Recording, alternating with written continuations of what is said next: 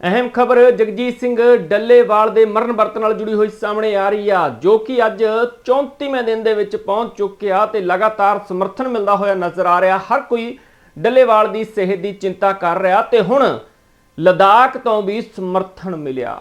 ਲਦਾਖ ਤੋਂ ਸੋਨਮ ਵਾਂਗਚੁਕ ਜਿਹੜੇ ਨੇ ਉਹ ਜਗਜੀਤ ਸਿੰਘ ਡੱਲੇਵਾਲ ਦੇ ਕੋਲ ਪਹੁੰਚੇ ਨੇ। ਉਹਨਾਂ ਦੇ ਵੱਲੋਂ ਪਹੁੰਚ ਕੇ ਡੱਲੇਵਾਲ ਨੂੰ ਕੀ ਕੁਝ ਕਿਹਾ, ਸਮਰਥਨ ਕਿਵੇਂ ਦੇ ਰਿਹਾ।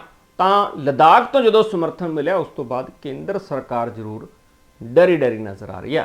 ਸੁਣਾਉਂਦੇ ਤੁਹਾਨੂੰ ਜੋ ਲਦਾਖ ਤੋਂ ਸੋਨਮ ਵਾਂਗਚੁਕ पहुंचे ने उन्हों की जुबानी की गलबात हुई जगजीत डੱਲੇਵਾਲ के कोल बैठ के की। आज लद्दाख की तरफ से यहाँ डੱਲੇਵਾल जी के साथ हूँ। मेरे साथ लद्दाख के छात्र नेता चंडीगढ़ से, दिल्ली से आए हैं और लद्दाख की पूरी जनता और खासकर जो लद्दाख के शीर्ष नेता हैं जो लद्दाख के आंदोलन को चला रहे हैं, उन सब की शुभकामनाएं डੱਲੇਵਾल जी को और पंजाब हरियाणा जो किसान आंदोलन हो रहा है सभी को शुभकामनाएं और सद्भावना लेके आया हूं।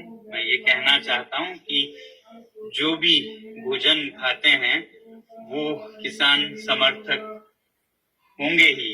हम सब जीते हैं इन्हीं के काम से, तो हमें ऐसी स्थिति में किसानों का साथ देना चाहिए। और किसानों के साथ देने की बातें तो बहुत होती हैं, मगर किसानों से पूछ के हों, जो किसानों के भलाई के लिए है, किसानों को बचाने के लिए है, वो किसानों के समन्वय के साथ हों।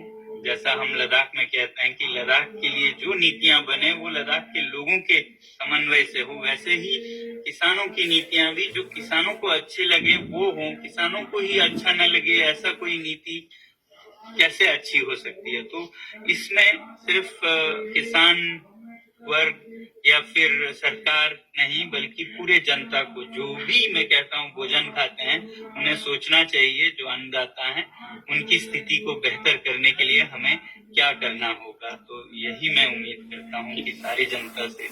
केंद्र सरकार के रवैये को किस तरह देखते हैं कि आपको भी डिटेन किया गया, किसान भी जहाँ पर 13 फरवरी से बैठे हैं और अभी कोई बातचीत नहीं हो रही है। तो यही लोकतांत्रिक देश बने हैं हम आजादी के बाद से, और लोकतंत्र में लोगों की सुनना बहुत जरूरी है। लोगों की भलाई करने के लिए लोगों से पूछ के लोगों के साथ हो तो वो लोगों की भलाई है। वही किसानों की बात भी है जो मैं कह रहा था, उनके समन्वय से हो। नीतियां अच्छी हैं बताई जाती हैं तो ऐसी अच्छी हो जो कि किसानों को भी अच्छी लगे, नहीं तो उन्हें बचाने को उनके बिना तो वो होगा मान न मान मैं तेरा भगवान।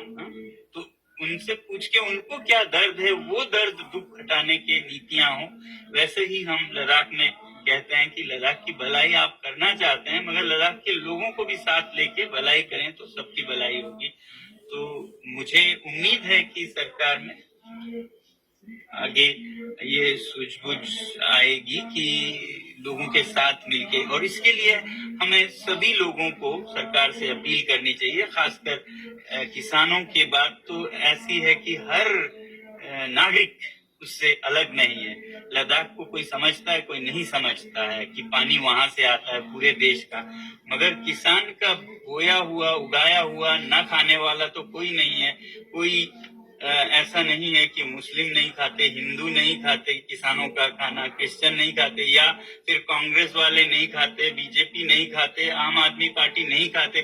कोई ऐसा दल नहीं है, कोई ऐसा समुदाय नहीं है, कोई ऐसा नागरिक नहीं है जो किसानों का उगाया हुआ नहीं खाते। तो उनकी समर्थन और उनके लिए उनके हित में नीतियां बनाना बहुत जरूरी है सरकार के लिए और लोगों के लिए भी, कि ये सिर्फ किसानों का मसला है सोच के ना छोड़े, ये पूरे देश का है, सभी नागरिकों का है।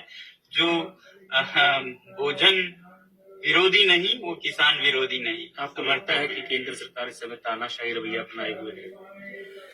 जब तक वो लोगों का न सुने तो ऐसा ही दिखेगा। मेरी उम्मीद है कि ये एक ट्रांजिशन है जिसमें हमें ऐसा लग रहा है, आगे नहीं तो पीछे वो जरूर सुनेंगे। जैसा मुझे लगा था जब प्रधानमंत्री जी ने किसानों की बात सुनकर वो कानून वापस लिए, नए बनाने की बात हुई।